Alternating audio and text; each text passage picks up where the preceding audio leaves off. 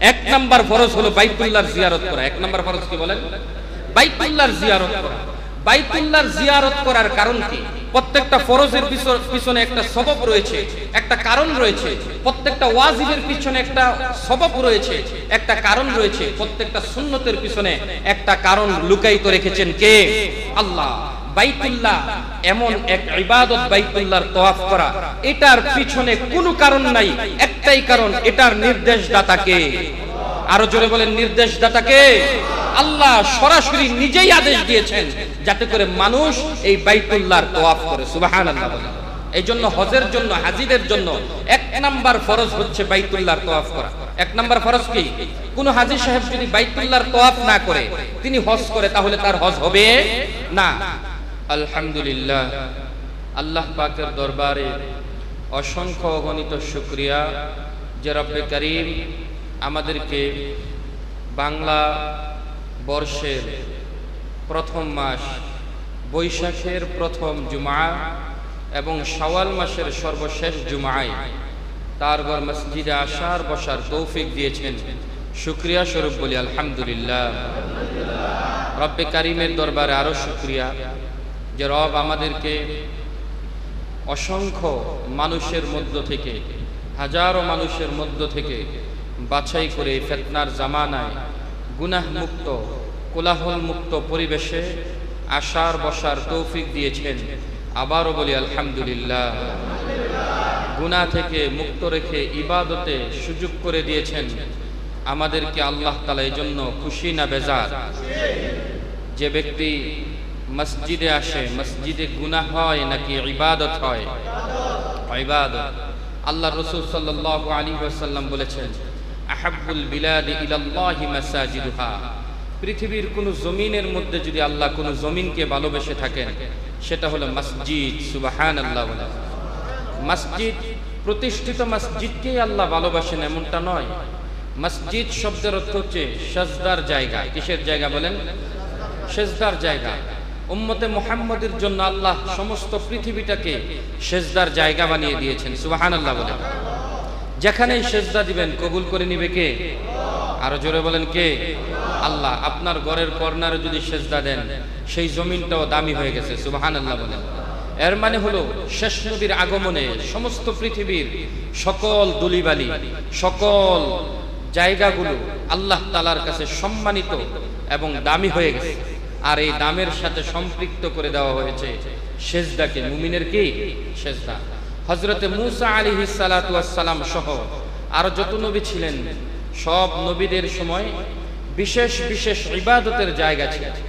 যে কোনো ব্যক্তি যদি ইবাদত করতে হতো, তাহলে সেই জায়গায় সেজদা করতে হবে, সেই জায়গায় ইবাদত করতে হবে। যেমন হজ করার জন্য আমাদেরকে কোথায় যেতে হয়? বাইতুল্লাহ।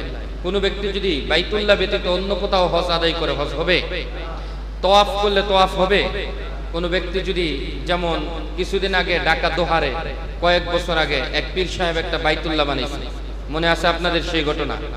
সেখানে তিনি বলেছেন যে আল্লাহর ঘর বাইতুল্লাহ তওয়াফ না করে আমার এই বাইতুল্লাহরে কেউ তওয়াফ করলে সে বাইতুল্লাহ তওয়াফ হয়ে যাবে। নাউজুবিল্লাহ বলেন।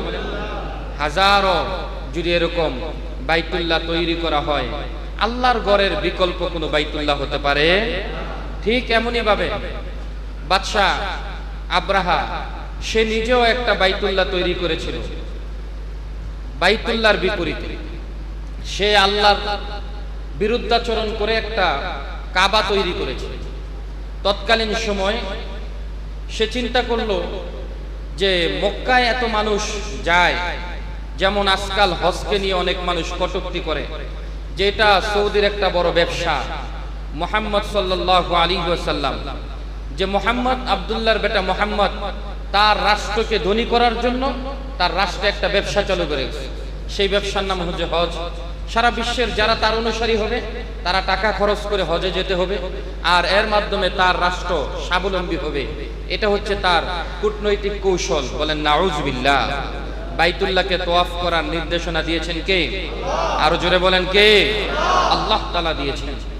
তো অনেকে এরকমটা বলে। তো আব্রাহা একজন বাদশা ছিল, শক্তিশালী বাদশা। সেও চিন্তা করলো, তো এটা বাইতুল্লাহ, এটা মক্কার মধ্যে একটা ব্যবসায়ী জায়গা, সবাই সেখানে যায়। তো আমি বাইতুল্লাহকে নিশ্চিহ্ন করে দিয়ে আমার রাষ্ট্রের মধ্যে আমি একটা বাইতুল্লাহ তৈরি করব, একটা ঘর নির্মাণ করব, সেই ঘরের মধ্যে এসে সবাই তওয়াফ করবে, আর বাইতুল্লাহে যাবে না, বরং আমার রাষ্ট্র প্রসিদ্ধ হয়ে যাবে, আমি মানুষের মধ্যে ইতিহাস হয়ে থাকব। সে ইতিহাস হয়ে থাকার জন্য, সে মানুষের মধ্যে প্রসিদ্ধ হওয়ার জন্য একটা ঘর নির্মাণ করলো, আর মানুষদেরকে আদেশ দিল, বাধ্য করলো আমার বাইতুল্লাহে এসে তওয়াফ করতে হবে। তখন সে চিন্তা করলো আমার বাইতুল্লাহে আসতে হলে, আমার ঘরে আসতে হলে সর্বপ্রথম বাইতুল্লাহকে ধ্বংস করতে হবে। তো সে তৎকালীন সময়ে যুদ্ধ বিগ্রহের জন্য হস্তি বাহিনী, হাতির উপরে উঠে সৈন্যরা যুদ্ধ করতে যাইত, সেরকম হাতির উপরে উঠে তার সৈন্যদেরকে নিয়ে বাইতুল্লাহে গিয়েছে বাইতুল্লাহ ধ্বংস করার জন্য। আল্লাহ তাআলা আবাবিল পাখির দ্বারা পাথর নিক্ষেপ করে তাদেরকে ধ্বংস করে দিয়েছেন। সুবহানাল্লাহ। আল্লাহ তাআলা পবিত্র কোরআনে এই ব্যাপারে একটা সূরা নাযিল করেছেন। সূরাটার নাম হলো সূরাতুল ফিল। আমরা সকলে এই সূরাটা জানি, সূরাতা আলাম তারা কাইফা ফাআলা রাব্বুকা বিআসহাবিল ফিল। আল্লাহ তাআলা এই সূরার মধ্যে তাদের ঘটনাটা আল্লাহ বিস্তারিত এনেছেন। রব্বে কারীম ঘোষণা দিয়ে দিচ্ছেন, আলাম তারা কাইফা ফাআলা রাব্বুকা বিআসহাবিল ফিল ألم يجعل كيدهم في تضليل وأرسل عليهم طيرا أبابيل ترميهم بحجارة من سجيل فجعلهم كعصف مأكول। এটা কার বাণী? আল্লাহ। আল্লাহ তাআলা বলছেন, রাসূল আপনি কি সেই হস্তি বাহিনীকে দেখেন নাই, হাতির বাহিনীকে দেখেন নাই, যারা আমার ঘরকে ধ্বংস করার জন্য এসেছিল? আমি আল্লাহ তাআলা তাদেরকে এমন ভাবে ধ্বংস করেছি, তাদের একজনের মৃত্যু দেখে আরেকজন এমনিতেই মারা গিয়েছে। আল্লাহু আকবার বলেন। তারা যখন বাইতুল্লাহর দিকে অগ্রসর হচ্ছে, বাইতুল্লাহর মুতাওয়াল্লি ছিল আল্লাহর রাসূলের দাদা আব্দুল মুত্তালিব। তৎকালীন সময়টাতে আকাশের দিকে তাকাইয়া বললেন, আল্লাহ আমার ততটুকু শক্তি নাই, সামর্থ্য নাই যে আপনার বাইতুল্লাহকে আমি হেফাজত করব, তবে আপনার বাইতুল্লাহর হেফাজতের দায়িত্ব আপনি রবের কাছে আমি দিয়ে দিলাম। এই দোয়া করে যখন চলে আসলো, আব্দুল মুত্তালিব ঘোষণা দিল, ও আব্রাহা বাদশা শোনো, আমরা কোনো দোষ করি নাই, আমাদের উপর আক্রমণ করবে না, আমাদের জনগণদেরকে তুমি নিরাপত্তা দাও। তুমি যেই উদ্দেশ্যে এসেছো, তুমি এসেছো বাইতুল্লাহকে ধ্বংস করার জন্য।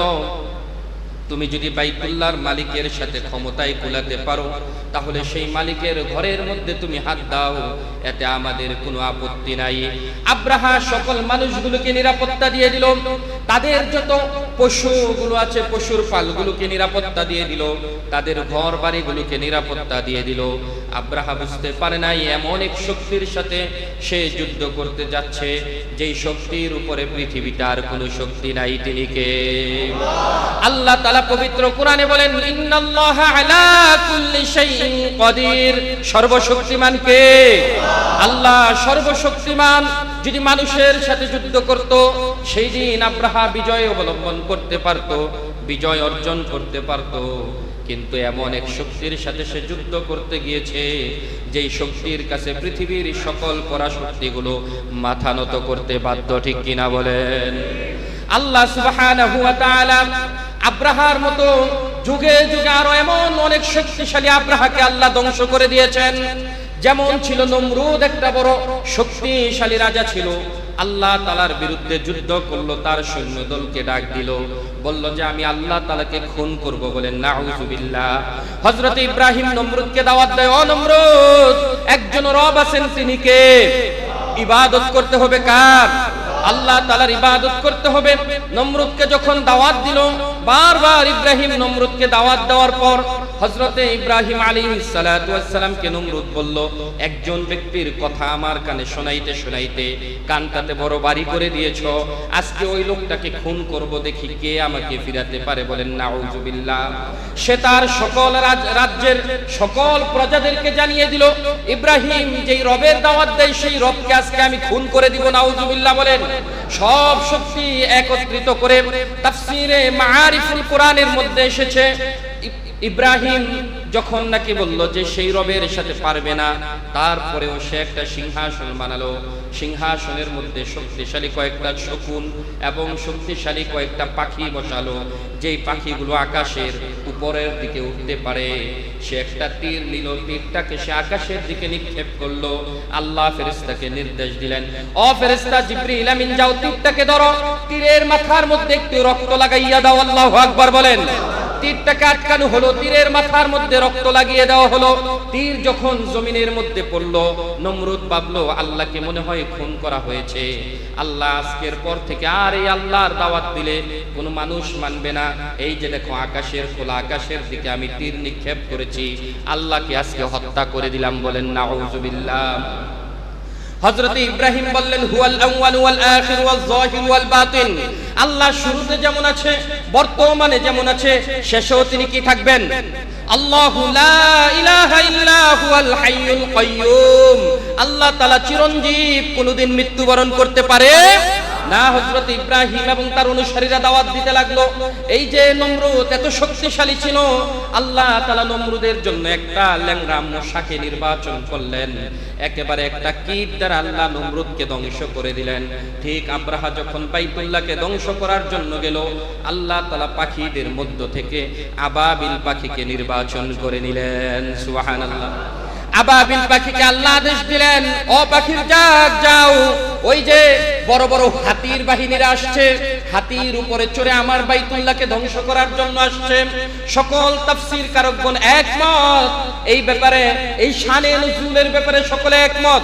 আল্লাহ তাআলা কোরআনের আয়াতের মধ্যেও এইভাবে বলে দিলেন কাসফিম মাকুল, যে এক একটা পাখির পায়ের মধ্যে ছোট পাথর দানা ছিল, সরিষার মতো, ঠোঁটের মধ্যে সরিষার মতো পাথর দানা ছিল। তাদের সেই পাথর দানাগুলো হাতির উপরে যখন ফেলেছে, কাসফিম মাকুল, তাদের অবস্থা হয়ে গেছে এমন ভাবে যেমন ধান বাঙ্গালুর পর ধানের গুঁড়াগুলো যেমন ভুসি হয়ে বের হয়, প্রত্যেকটা মানুষের অঙ্গ প্রত্যঙ্গের কোনো চিহ্ন পাওয়া যায় নাই। হাতিগুলো সহ সবগুলো ভুসির মতো উড়ে গিয়েছে। আল্লাহ তাআলা জানিয়ে দিলেন যে আমি আল্লাহ তাআলার ঘরকে আমি আল্লাহ হেফাজত করি। আমার ঘরকে নির্বাচন করেছে কে? আল্লাহর ঘরের হেফাজতকারী কে? সুতরাং আল্লাহর ঘর ব্যতীত যেমন অন্য কোথাও কোনো ইবাদত করলে কবুল হবে না, হজ করলে, অন্য কোথাও হজ করলে যেমন কবুল হবে না, অন্যান্য নবীদের জামানার মধ্যে নির্দিষ্ট কিছু জায়গা ছিল, ওই জায়গায় সিজদা না করলে আল্লাহ কবুল করতেন না। হযরতে মূসা আলাইহিস সালাতু ওয়াস সালাম, সেই মূসা আলাইহিস সালাতু ওয়াস সালামের সময় বনি ইসরাইলের 40,000 লোককে নিয়ে তীর পর্বতের মধ্যে যাওয়া হয়েছিল। তাদের ইবাদতের জন্য ওই পর্বতটাকেই আল্লাহ তাআলা নির্বাচন করেছেন। আল্লাহ তাআলা পবিত্র কোরআনে ইরশাদ করেন, ওয়া ইয কুলনা দুখুলু হাযিহিল ক্বরিয়াতা ফাকুলু মিনহা হাইসু শিতুম রাগাদাও ওয়া দুখুলুল বাবা সুজদাও ওয়া কুলু হিত্তাতুন নাগফির লাকুম খাতায়াকুম ওয়া সানাজিদুল মুহসিনিন। আল্লাহ সূরা বাকারার মধ্যে বলে দিলেন, আমি বনি ইসরাইলকে বললাম যখন এই তীহ ময়দানের মধ্যে প্রবেশ করবে, সেখানে আমি আল্লাহ একটা গেট নির্বাচন করে দিয়েছি। সেখানে যখন প্রবেশ করবে মাথাকে নত করে প্রবেশ করবে আর বলতে লাগবে যে আল্লাহ আমরা গুনাহগার, আপনি আমাদেরকে মাফ করে দেন। আল্লাহ তাআলা তাদেরকে সেখানে 40 বছর পর্যন্ত, মতান্তরে কেউ কেউ বলেছেন তাদেরকে সর্বনিম্ন 10 বছর পর্যন্ত তাদেরকে আল্লাহ সেখানে বসায়া বসায়া খাওয়াইছেন। আল্লাহু আকবার বলেন। সেই তীর ময়দানের মধ্যে হযরতে মূসা আলাইহিস সালাতু ওয়াস সালামের অনুসারীদেরকে সেখানে ইবাদতের জন্য নির্বাচন করেছেন। তারা যদি অন্য কোনো ময়দানে গিয়ে সিজদা দিত, সিজদা কবুল হতো না। আল্লাহ তাআলা তীর ময়দানকে নির্বাচন করেছেন। কিন্তু মুহাম্মদুর রাসূলুল্লাহ সাল্লাল্লাহু আলাইহি ওয়াসাল্লামের উম্মতের সৌভাগ্যটা হলো এমন যে পৃথিবীর যে কোনো জায়গায় সিজদা দিবে কবুল করে নেবেন কে? শুধু ওজুদাশ রাহমাতাল লিল আলামিন, শুধু ওজুদাশ রাহমাতাল লিল আলামিন, মসজিদে ও শুদা হামারু ইয়ে জমিন। আল্লাহ তাআলা রাসূলকে কয়েকটা বৈশিষ্ট্য দিয়েছেন। এক নাম্বার সম্মানিত বা বৈশিষ্ট্য বিষয় হলো আল্লাহর রাসূলকে জগৎ সমূহের জন্য আল্লাহ তাআলা রহমত হিসেবে নাজিল করেছেন। আল্লাহ তাআলা রাসূলকে পাঠিয়েছেন রহমত হিসেবে। এজন্য আল্লাহ নিজেও বলেছেন ওমা আরসালনাকা ইল্লা রাহমাতাল লিল আলামিন। রাসূল আমি আপনাকে রহমত হিসেবে প্রেরণ করেছি। শুধু পৃথিবীর জন্য রহমত নয়, যত জগৎ আমি আল্লাহ তাআলা তৈরি করেছি সব জগতের জন্য আপনি রাসূলকে আমি রহমত বানিয়েছি। সুবহানাল্লাহ। দুই নাম্বার সম্মান হলো রাসূল আপনার উম্মত যেখানে সিজদা দিবে সেই জায়গাটাকে সম্মানিত করে নিয়েছেন কে? সেই জায়গাটাকেই আল্লাহ তাআলা সিজদার জন্য কবুল করে নিয়েছেন। এই জন্য বলছিলাম সম্মানিত হাজিরিন, মসজিদ মানে প্রতিষ্ঠিত মসজিদ এমনটা নয়, যেখানে সিজদা করে ওই জায়গাটাকেই বলা হয় মসজিদ। ওই জায়গার নাম কি? মসজিদ। সিজদা করার জায়গা। মসজিদ শব্দের অর্থ কি বলেন? সিজদা করার জায়গা। সুতরাং পৃথিবীর মধ্যে আহাব্বুল বিলাদি ইলাল্লাহি মাসাজিদুহা, সিজদা করার জায়গাটা আল্লাহ তাআলার কাছে সবচেয়ে বেশি দামি। সুবহানাল্লাহ। এজন্য আমরা সবচেয়ে বেশি দামি জায়গায় আসতে পেরেছি, এজন্য খুশি না বেজার? আল্লাহ তাআলা আমাদেরকে এই দামি জায়গার কদর করার তৌফিক দান করুক। সকলে বলেন আমিন। আরো জোরে বলেন আমিন। এই দামি জায়গার সম্পৃক্ততা রয়েছে বাইতুল্লাহর সাথে। গত সপ্তাহ বলেছি কাদের উপর আল্লাহ তাআলা হজ ফরজ করেছেন। হজের কিছু বিধান রয়েছে। আল্লাহ তাআলা হজের ফরজ সমূহের মধ্য থেকে প্রথম নাম্বার হজের ফরজ হলো, মনে রাখবেন সকলে, এই সপ্তাহ থেকে হজের ফরজগুলো বলা হবে, আগামী সপ্তাহ পর্যন্ত পর্যায়ক্রমে আলোচনা করা হবে ইনশাআল্লাহ। আজকে একটা ফরজের কথা বলি। কয়টা বলেন? এক নাম্বার ফরজ হলো বাইতুল্লাহর জিয়ারত করা। এক নাম্বার ফরজ কি বলেন? বাইতুল্লাহর জিয়ারত করা। বাইতুল্লাহর জিয়ারত করার কারণ কি? প্রত্যেকটা ফরজের পিছনে একটা সবব রয়েছে, একটা কারণ রয়েছে। প্রত্যেকটা ওয়াজিবের পিছনে একটা সবব রয়েছে, একটা কারণ রয়েছে। প্রত্যেকটা সুন্নতের পিছনে একটা কারণ লুকায়িত রেখেছেন কে? আল্লাহ। বাইতুল্লাহ এমন এক ইবাদত, বাইতুল্লাহর তওয়াফ করা, এটার পিছনে কোনো কারণ নাই, একটাই কারণ, এটার নির্দেশদাতা কে? আরো জোরে বলেন নির্দেশদাতা কে? আল্লাহ সরাসরি নিজেই আদেশ দিয়েছেন যাতে করে মানুষ এই বাইতুল্লাহর তওয়াফ করে। সুবহানাল্লাহ। এই জন্য হজের জন্য, হাজিদের জন্য এক নাম্বার ফরজ হচ্ছে বাইতুল্লাহর তওয়াফ করা। এক নাম্বার ফরজ কি? কোন হাজী সাহেব যদি বাইতুল্লাহর তওয়াফ না করে তিনি হজ করে, তাহলে তার হজ হবে না। এই হজের জন্য বাইতুল্লাহর তওয়াফ না করার জন্য কোনো কাফারাও নাই। বুঝতে পারছেন বিষয়টা? কোন ওয়াজিব যদি ছুটে যায় তাহলে সেটার জন্য সে কি দিতে হয়? জরিমানা দিতে হয়, সে কুরবানি করতে হয়, সে এরকম এই হজের জন্য জরিমানা যেটা ধরা হয় যে কোন ব্যক্তি হজের কোন ওয়াজিব যদি ছুটে যায় তাহলে ওই ব্যক্তি সে একটা দম দিতে হবে। দম কি? একটা 1 বছরের সাগি বকরি সে কি করতে হবে? আল্লাহর রাস্তায় সে কুরবানি দিয়ে দিতে হবে। একেবারে সে মিনায় নিয়ে সেখানে কুরবানি দিতে হবে, অথবা দেশ থেকে সে প্রেরণ করবে, সেখানে থেকে সেই মিনার চত্বরে কেউ তার নামে এটাকে কুরবানি দিয়ে দিবে। তাহলে এটা হচ্ছে হজের জরিমানা, দম। একটা দম দিতে হয় যদি ওয়াজিব ছুটে যায়। কিন্তু ফরজ ছুটে গেলে ওই ব্যক্তির দমের মাধ্যমে জরিমানা হয় না, বরঞ্চ তার হজটাই আল্লাহ তাআলা কবুল করে না। হজের ফরজগুলোর মধ্য থেকে এক নাম্বার হলো বাইতুল্লাহর তওয়াফ করা। বাইতুল্লাহর ইতিহাসটা গত সপ্তাহে কিঞ্চিত আলোকপাত করেছি আপনাদের সামনে। বাইতুল্লাহর আশ্চর্য একটা বিষয় হলো বাইতুল্লাহর মধ্যে 24 ঘন্টা আল্লাহর পক্ষ থেকে রহমত নাজিল হতে থাকে। বাইতুল্লাহর যতটুকু জায়গা আল্লাহ তাআলা বাইতুল্লাহর জন্য নির্ধারণ করেছেন, বাইতুল মামুরের জন্য ঠিক ততটুকু জায়গা আল্লাহ তাআলা নির্ধারণ করেছেন। বাইতুল মামুরের উপরে সিদরাতুল মুনতাহা, সিদরাতুল মুনতাহার উপরে আরশে আজিম। আল্লাহ তাআলা আরশে আজিমের জন্য মূল কেন্দ্রবিন্দু হিসেবে আল্লাহ তাআলা ঠিক ততটুকু জায়গাকে নির্ধারণ করেছেন। সুবহানাল্লাহ। আরশে আজিমের ব্যাপারে হাদিসের মধ্যে এসেছে আল্লাহর আরশে কুরসির 8টা পায়া রয়েছে। কয়টা পায়া? 8টা পায়া রয়েছে। 8টা পায়ার মধ্যে নির্বাচিত 8 জন ফেরেশতাকে আল্লাহ তাআলা সেখানে রেখেছেন। তারা আল্লাহ তাআলা আরশে কুরসির পাগুলোকে ধরে রেখেছে। সুবহানাল্লাহ। কিয়ামত পর্যন্ত ধরে রাখবে। আল্লাহর নির্দেশ যতদিন পর্যন্ত থাকবে ততদিন পর্যন্ত তারা ধরে রাখবে। সুবহানাল্লাহ। তাহলে এক একটা পায়ার বিবরণ আবার ভিন্ন ভিন্ন হাদিসের মধ্যে এসেছে।